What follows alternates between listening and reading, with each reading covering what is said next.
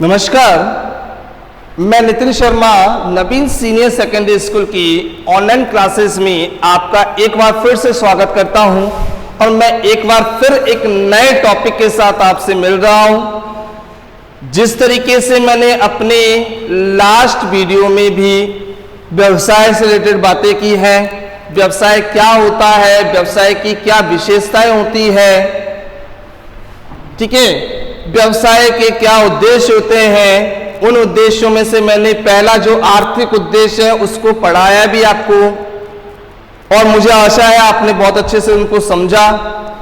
अब मैं आगे बात करूंगा सामाजिक उद्देश्य की। जैसा कि मैंने लास्ट वीडियो में बोला था कि मैंने अभी आपको क्या बताया है, आर्थिक उद्देश्य के बारे में बताया है कि आर्थिक उद्देश्य के लिए हमें क्या करना चाहिए, उन उद्देश्यों को पूरा करने के लिए हमें किस तरीके से प्रोसेस को अपनाना चाहिए। अब मैं बात करूंगा यहां पर सामाजिक उद्देश्य की। मैक्सिमम लोगों के माइंड में यह होता है कि व्यवसाय का उद्देश्य केवल लाभ कमाना है और इससे ज्यादा बिल्कुल कुछ नहीं।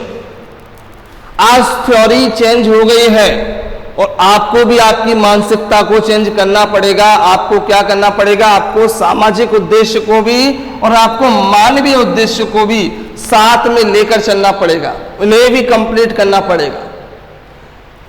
सामाजिक उद्देश्य की मैं बात करूं तो सामाजिक उद्देश्य में एक गहरा संबंध होता है किसके बीच में, समाज, एक व्यवसायी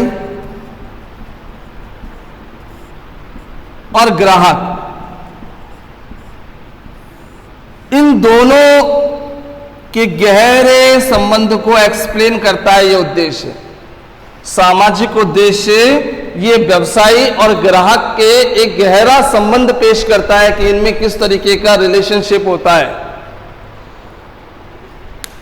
मुझे आप बता दीजिए कि भाई मैं समाज की बात कर रहा हूं, क्या समाज में आता है कि नहीं आता है ग्राहक?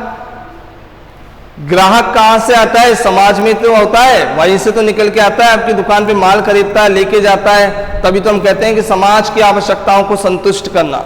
कोई समाज कोई व्यक्ति का नाम थोड़ी है, एक ग्रुप होता है, लोगों का समूह होता है, उसे तो हम समाज बोलते हैं। उनके लिए हम अच्छा कार्य करने का प्रयास करते हैं, वो हमारे लिए ग्राहक होते हैं, ठीक है। तो भाई क्या होता है कि इन दोनों के बीच में क्या होता है, एक गहरा संबंध होता है। यदि ऐसा ना हो ना तो व्यवसाय का कोई अस्तित्व ही नहीं बचे। मान लीजिए आप दुकान खोलकर बैठ गए और आपके पास एक भी ग्राहक नहीं आए तो क्या होगा? आपका बिजनेस सक्सेसफुल होगा क्या? नहीं होगा, डेफिनेटली नहीं होगा, क्योंकि आपके पास जो माल आप बेच रहे हो वो बिक नहीं रहा है, कोई आपके पास ग्राहक आ नहीं रहा है। तो आपके व्यवसाय क्या हो जाएगा? ओपन होने के बाद थोड़े दिन बाद ही बंद हो जाएगा, क्लोज हो जाएगा। तो अपन कह सकते हैं ना कि ग्राहक की क्या भयंकर, मतलब एक तरीके से बहुत ही ज्यादा इंपॉर्टेंट भूमिका होती है। हम ये भी कह सकते हैं कि सामाजिक उद्देश्य के अंतर्गत एक व्यवसाय और एक ग्राहक, एक व्यवसायी और एक ग्राहक के बीच में क्या होता है, गहरा संबंध होता है। और यदि ग्राहक को हम नेग्लेक्ट करेंगे, दिमाग में नहीं रखेंगे, तो व्यवसाय का कोई अस्तित्व ही नहीं बचता है। वो भाई ग्राहक जो व्यवसाय होता है अपना जो कच्चा माल लेके आएगा वो कहां से आएगा? समाज से तो लेके आएगा और समाज को ही वो क्या करेगा, अपने प्रोडक्ट में इनोवेशन करके समाज को ही दोबारा देगा। तो भाई इंपॉर्टेंट रोल तो होता है एक समाज का, समाज का इंपॉर्टेंट रोल होता है। भाई एक व्यवसायी पैसा कहां से लाएगा? ग्राहक ही तो आएंगे, जब वो उसे पैसा देंगे फिर उसके बाद माल लेके जाएंगे। तो भाई पूरा जो चक्रव्यूह चल रहा है वो डिपेंड कर रहा है ग्राहक पर। केवल आप व्यवसायी हो, आप इनोवेशन कर रहे हो, आपके पास ग्राहक आ ही नहीं रहे हैं, तो क्या होगा? आपका व्यवसाय सक्सेसफुल नहीं माना जाएगा, बिल्कुल नहीं माना जाएगा। अब मैं बात करता हूं, इसके कुछ ऐसे ऐसे पॉइंट हैं जिनसे हम और तरीके अच्छे से समझ सकते हैं कि क्या है इसमें। तो जो सबसे पहला पॉइंट है कि भाई हमें समाज को ध्यान में रखते हुए बिजनेस क्यों करना चाहिए, मैं आपको बता देता हूं। इन पॉइंट को किस तरीके से समझना कि हमें समाज को ध्यान में रखकर बिजनेस करना चाहिए, समाज के उद्देश्य तभी ही कंप्लीट होंगे। तो सबसे पहला क्या आएगा, उपलब्ध संसाधनों का सदुपयोग करना। उपलब्ध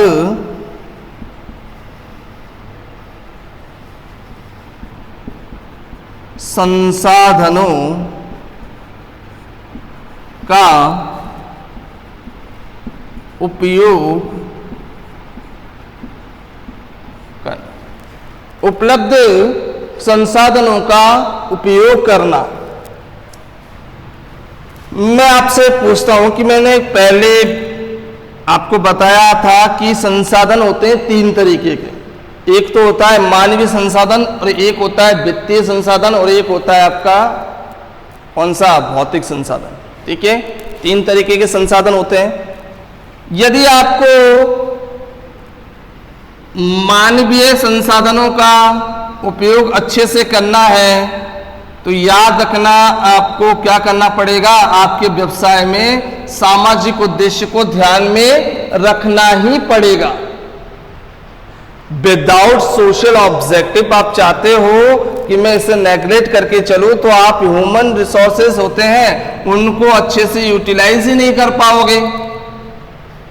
आप व्यवसाय चला रहे हो, मान लीजिए, बहुत और अच्छे से सिंपल से समझाता हूं, आप व्यवसाय चला रहे हो और आपके ग्राहक आपके जो एम्प्लॉय है वो काम कर रहे हैं आपके यहाँ पर, तो क्या होगा, आप उनसे अच्छा सा बिहेव नहीं कर रहे हो तो क्या होगा, उनका आप उपयोग अच्छे से नहीं कर रहे हो। जब उनका यूटिलाइज अच्छे से नहीं हो रहा तो आपका सामाजिक उद्देश्य पूरा नहीं होगा। ठीक है, दूसरी बात हम करेंगे सामाजिक कल्याण। सामाजिक कल्याण व विकास के कार्य। सर आपने बता दिया कि ह्यूमन रिसोर्सेज को यूटिलाइज कर लो, आपका सामाजिक उद्देश्य पूरा हो जाएगा। अब मैं आपको एक और चीज बता देता हूं, यदि आप व्यवसायी हो और समाज के कल्याण के कार्य करो, समाज के विकास का कार्य करो, तब भी आपका सामाजिक उद्देश्य पूरा होगा। केवल आप पैसा कमा के जेब में थोड़ी रखोगे, आपको क्या करना है, समय पर समाज के कल्याण के कार्य भी करने होंगे, समाज का विकास करने का कार्य भी आपको करना पड़ेगा यदि आपको सामाजिक उद्देश्य को पूरा करना है तो। ठीक है, आप चाहते हो कि हम कुछ नहीं करें, केवल हम पैसा कमाए, तो उससे काम नहीं चलता, आपको समाज के कल्याण का कार्य करने ही पड़ेंगे। आप जानते हो बड़े बड़े सेठ होते हैं, व्यवसायी होते हैं, वो क्या करते हैं, ऐसे सोशल वर्कर का टाइप का काम करते रहते हैं। ठीक है, जिससे हमें ह्यूमन सिंपैथी मिलती रहे। अब बात करते हैं पर्याप्त मात्रा में माल उपलब्ध कराना। पर्याप्त मात्रा में माल उपलब्ध कराना। ठीक है, पर्याप्त मात्रा में माल उपलब्ध कराना।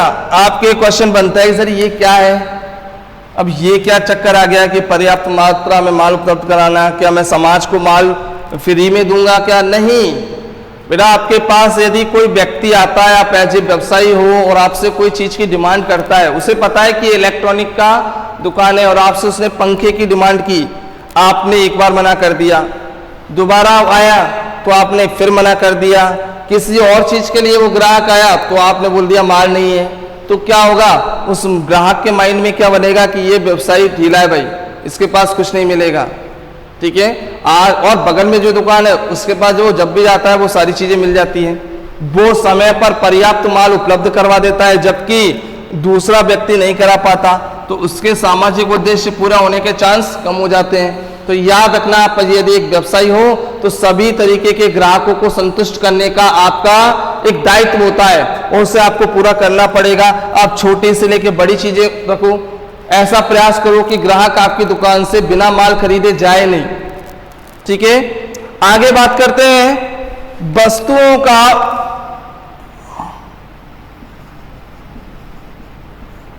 वस्तुओं का उचित मूल्य। याद रखना, केवल माल उपलब्ध कराना ही जरूरी नहीं है, साथ में आप जो माल उपलब्ध करा रहे हो, जो वस्तु बेच रहे हो, उसका रेट रीजनेबल होना चाहिए। एक अच्छा सफिशिएंट उसका रेट रख दो जिसमें आपको भी प्रॉफिट हो जाए और अदर कॉम्पिटिटर से आप उस माल को सस्ता भी बेच सको। ठीक है, जिससे क्या होगा, ग्राहक आपके पास अधिक से अधिक आएंगे और जिससे आपके सामाजिक उद्देश्य बहुत ही आसानी से पूरे हो जाते हैं बिल्कुल। ठीक है, मुझे यह भी पता है कि एक व्यवसाय होता है जो हानि उठाकर अपनी वस्तुओं को नहीं बेच सकता। अरे हानि उठाकर माल मत बेचिए, आप उसमें 1% का काम कर लीजिए। भाई मुझे इस प्रोडक्ट पे, इस मान लीजिए मार्कर है, इसमें मुझे 10% का प्रॉफिट चाहिए बस। अदर स्टेशनरी इस पे 20% या 15% का मुआवजा मतलब प्रॉफिट लेते हैं, हमें इसे को 10% पे बेचना है। तो क्या होगा, आपको प्रॉफिट तो हो रहा है ना, साथ में आप अदर कॉम्पिटिटर से सक्सेसफुल भी हो जाते हो, आपके ग्राहकों की संख्या बढ़ेगी। ठीक है, ये मत सोचिए कि भाई सर वो तो 20% कमा रहा है तो उसका भाई ग्राहकों की संख्या उसकी कम हो गई, आपकी ग्राहकों की संख्या इंक्रीज हो गई, कस्टमर आपके इंक्रीज हो गए और आप क्या करोगे, इसमें प्रॉफिट ज्यादा अर्न कर लोगे। ठीक है, आगे बात करते हैं नवीन वस्तुओं का उत्पादन। नवीन वस्तुओं का उत्पादन, वो इनोवेशन वाला काम, परिवर्तन करने का काम जो हमने आर्थिक उद्देश्य में ही पढ़ा था। यदि सामाजिक उद्देश्य की हम बात करें तो हमें क्या करना चाहिए, नवीन वस्तुओं का उत्पादन करना चाहिए। समझ रहे हो, बिल्कुल नवीन वस्तुओं का उत्पादन करना है। कभी कभी आप किसी भी ग्राहक के पास मतलब किसी भी दुकानदार के पास जाते हो, ठीक है, आप मान लीजिए उससे एक पेन खरीदते हो, आपका डेली का काम है भाई कि आप है ना हर 10 दिन में उसके पास जाते ही हो पेन लेने। ठीक है, और पेन लेते हो आप, 10 रुपये वाला पेन लेते हो, उससे अच्छे से काम। ठीक है, अब क्या करोगे, आपको नया परिवर्तन करना पड़ेगा। आपको उसको बोलना चाहिए कि सर आज अब की बार आप ये वाला पेन ट्राई कीजिए, ये ज्यादा दिन चलेगा आपके साथ। ठीक है, और इसकी जो कॉस्ट है मतलब जो इसका प्राइस है वो भी कम है। आप नई नई वस्तुएं उससे रिलीज करते रहिए, ग्राहकों को देते रहिए। आप एक ही तरीके का काम कर रहे हो, एक ही तरीके की वस्तुएं बेच रहे हो, कभी कोई परिवर्तन नहीं कर रहे हो, तो आप क्या प्रॉफिट अर्न तो छोड़ो, आप सामाजिक उद्देश्य को भी कंप्लीट नहीं कर रहे हो। तो याद रखना, नवीन वस्तुओं का उत्पादन करना आपके लिए बहुत ही बेहद जरूरी होता है। आगे बात करूंगा इसमें मैं सरकारी नियमों व कानून का पालन। सरकारी नियमों व कानून पालन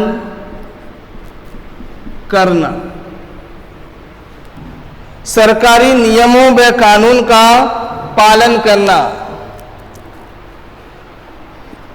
देखो कई तरीके के व्यवसाय चलते हैं, सॉल्ट ट्रेड चलता है, पार्टनरशिप चलती है, कंपनी चलते हैं, तो कई सारी तरीके के व्यवसाय होते हैं जिनके बारे में मैं आगे आपको बताऊंगा। आप इतना सा जान लीजिए कि कई दुकानें होती है या कुछ ऐसी चीजें होती है जिन पर पूरी तरीके से सरकार के नियमों का कंट्रोल होता है कि सरकार ने नियम तैयार कर रखे हैं कि आपको इस तरीके से कार्य करना है, इतना कार्य करना है। ठीक है, तो याद रखना आपको क्या करना है कि मतलब जो भी आप काम कर रहे हो वो कानूनी तरीके से करना है आपको। यदि सरकार ने उस कार्य के लिए कोई नियम बना रखे हैं उसी के अकॉर्डिंग आपको काम करना है। गैर कानूनी कार्य आपको बिल्कुल नहीं करने हैं। यदि आप गैर कानूनी कार्य करते हो तो आपके गुडविल बिगड़ता है मार्केट में और कस्टमर आपके पास माल खरीदने से पहले 10 बार सोचता है। तो याद रखना आपको सरकारी नियमों और कानून का पालन करते हुए भी कार्य करना है। ठीक है, अब बात करते हैं आगे, समय पर हमें क्या भुगतान करना है, करों का भुगतान करना है। करों का भुगतान करना है। याद रखना है, यदि आपको सामाजिक उद्देश्यों को पूरा करना है तो गवर्नमेंट को आपको टैक्स पे करने पड़ेंगे, क्योंकि टैक्स पे करने पर ही तो गवर्नमेंट क्या करती है, जो समाज का विकास करने का कार्य करती है, समाज में पैसा इन्वेस्ट करती है कि भाई ठीक है। तो आपका टैक्स पे करना बहुत अहम होता है। यदि आप टैक्स बचाओगे, एक तो ये कानूनी अपराध होगा, साथ में क्या होगा कि भाई टैक्स यदि सरकार को नहीं मिलेगा तो सरकार मतलब सामाजिक सेवा नहीं कर पाती है, ठीक है। तो याद रखना, आपको सरकारी करों का समय पर भुगतान कर देना चाहिए। तो यदि मैं इन 5 या 6 जो भी पॉइंट हैं उनके बारे में डिस्कस मैंने किया, यदि इनको आप साथ में लेके चलते हो, इनको कंप्लीट करते हो, तो ऑटोमेटिक क्या होता है, आपका सामाजिक उद्देश्य पूरा हो जाता है, ठीक है। मैं एक बार और रिपीट कर देता हूं, उपलब्ध संसाधनों का उपयोग करेंगे तो सामाजिक उद्देश्य पूरा होगा। सामाजिक कल्याण का कार्य भी हमें करना पड़ेगा, पर्याप्त मात्रा में माल उपलब्ध भी कराना पड़ेगा, ग्राहकों को वस्तुओं का उचित मूल्य भी रखना पड़ेगा, नई नई वस्तुओं का उत्पादन भी करना पड़ेगा, और सरकारी नियमों व कानून का पालन करते हुए हमें व्यवसाय को करना पड़ेगा। और साथ में मुझे क्या करना है, समय पर टैक्स भी पे करना है। ओके, तो यहां पर देखिए आप कि आगे हम बात करते हैं मानवीय उद्देश्य की। किसकी? मानवीय उद्देश्य की। भाई मानवीय उद्देश्य के बारे में बात करूं तो मैं बोल सकता हूं कि केवल एक अकेला व्यवसायी, समझ रहे हो आप, कि एक अकेला व्यवसायी क्या व्यवसाय को कंप्लीट कर सकता है? क्या एक अकेला व्यवसायी व्यवसाय को चला सकता है? क्या बिल्कुल नहीं चला सकता, ठीक है। उसे ह्यूमन रिसोर्स, एम्प्लॉय, कर्मचारी, ये कार्य करने वाले बंदे चाहिए होते हैं, वो अकेला इस व्यवसाय को नहीं चला सकता, ठीक है। अब बात करते हैं कि भाई छोटे आकार का कोई बिजनेस है तो उसमें कम व्यक्ति भी काम कर सकते हैं क्या? यदि बड़े आकार का बिजनेस है उसमें बहुत अधिक लोगों की आवश्यकता पड़ेगी या नहीं पड़ेगी? बिल्कुल, बिना कर्मचारियों के, बिना जो भी व्यक्ति होते हैं, मतलब इंसान होते हैं, उनके बगैर हम अकेले कोई बिजनेस कर नहीं पाते। छोटा मोटा बिजनेस हो, सॉइल ट्रेड हो, उसको तो हम मान सकते हैं कि अकेला भी चला सकता है, परंतु आपके पास यदि बड़ा व्यवसाय है तो आप क्या नहीं करोगे, आपको अधिक से अधिक लोग रखने पड़ेंगे। तो मानवीय उद्देश्य भी इसलिए इंपॉर्टेंट बहुत होता है, ठीक है। होता है नहीं होता है? अब बात करते हैं मानवीय उद्देश्य की। कौन कौन से कार्य करें जिससे हम मानव के उद्देश्यों को पूरा कर सके? पहला तो है श्रमिकों के साथ मानवीय व्यवहार करना। श्रमिकों के साथ मानवीय व्यवहार करना।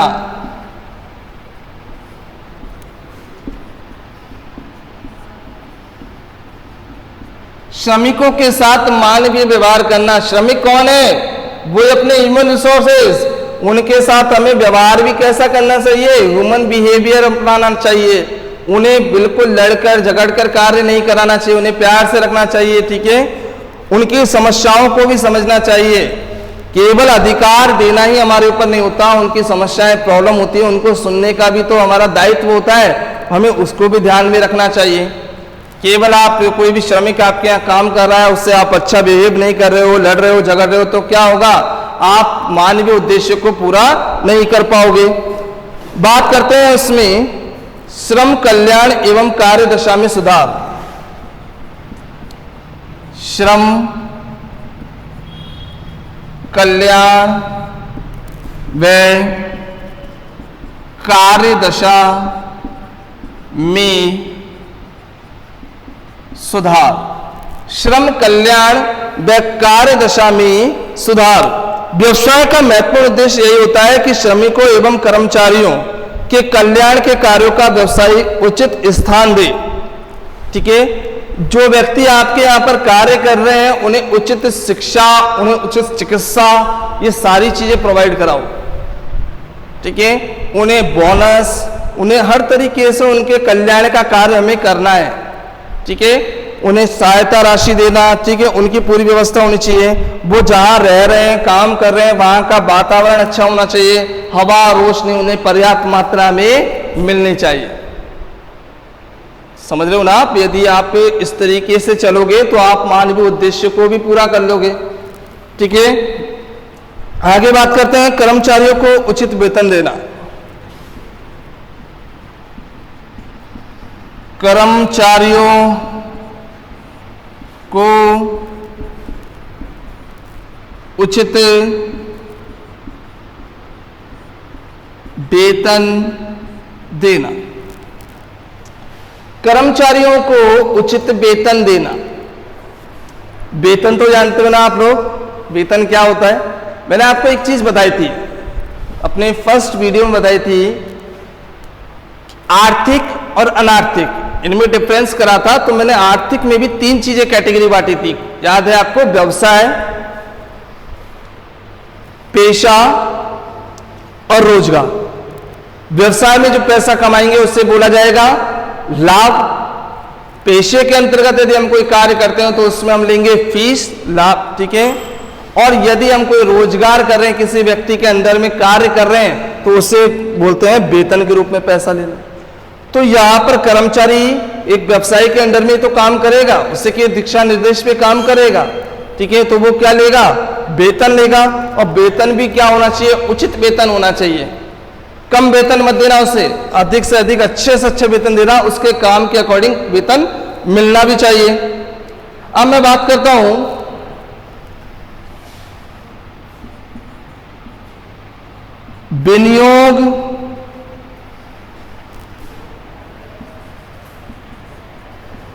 विनियोग कर्ताओं को उचित प्रतिफल देना। विनियोगकर्ताओं को उचित प्रतिफल देना। यदि आपके यहाँ पर कोई इन्वेस्टर है, आपकी कंपनी में आपके पैसा मतलब इन्वेस्ट कर रहा है, शेयर आपके खरीद रहा है, तो आपका दायित्व बनता है, मानवीय उद्देश्य के आधार पर आपका दायित्व बनता है कि आप उन्हें अच्छे से अच्छा प्रतिफल देने का प्रयास करो। मान लीजिए मैं कोई कंपनी चला रहा हूं, मैंने सब पहले तो क्या कर दिया, बहुत सारे मैनिफेस्टो में जारी कर दिया कि भाई मैं आपको 1 लाख रुपए का लाभ करा दूंगा, मैं आपको 50,000 रुपए का लाभ दिलवा दूंगा, मेरे यहाँ पर पैसा इन्वेस्ट करिए, मैं ये करूंगा वो करूंगा। बट होता क्या है, जब वो पैसा लगा देता है तो हम अच्छे से कार्य नहीं करते हैं, अपने उद्देश्यों को पूरा नहीं करते, और हमारा भी पैसा डूबता है, साथ में उनका भी पैसा डूबता है। अब आपने दोबारा बिजनेस चालू किया तो क्या आप पर लोग ट्रस्ट करेंगे? क्या आप पर लोग ट्रस्ट करेंगे? क्या बिल्कुल ट्रस्ट नहीं करेंगे। तो आपको याद रखना है कि जो भी विनियोग करता है उन्हें अच्छे से अच्छा क्या दे, आप प्रतिफल देने का प्रयास करें। अब मैं लास्ट पॉइंट में एक बात करता हूं, उपभोक्ताओं के हितों को रक्षा करना। उपभोक्ता के हितों की रक्षा कर। भाई आपको बंदूक लेकर रक्षा नहीं करनी है उनकी, आपको क्या करना है, जो भी ग्राहक होते हैं उनको बिल्कुल क्या करना है, सेटिस्फाइड करना है। जो भी आपके यहाँ पैसा लगाते हैं उन्हें भी सेटिस्फाइड करना है कि भाई हमें रक्षा करनी पड़ेगी उनके हितों की। यदि उनका पैसा डूबना नहीं चाहिए, हम उन्हें कोई गलत माल प्रोवाइड नहीं करानी चाहिए। तो ये उद्देश्यों को यदि हम पूरा करेंगे, कौन कौन सा, श्रमिकों के साथ मानवीय व्यवहार को पूरा अच्छा करना है, श्रम कल्याण व कार्य दशा में सुधार करना है, कर्मचारियों को उचित वेतन देना है, विनियोगकर्ताओं को उचित प्रतिफल देंगे, उपभोक्ताओं के हितों की रक्षा करेंगे। यदि ये 5 चीजों को आप कंप्लीट करोगे तो आप कौन सा उद्देश्य पूरा कर लोगे, मानवीय उद्देश्य को भी पूरा कर लोगे। तो इस तरीके से मैंने आपको एक एक करके सारे उद्देश्य, जो 3 कैटेगरी में उद्देश्य बटे हुए थे व्यवसाय के, आर्थिक, मानवीय और सामाजिक और मानवीय, तो आपको अच्छे से समझ में आया होगा। ठीक है, अब मिलते हैं नेक्स्ट वीडियो में नए टॉपिक के साथ। धन्यवाद।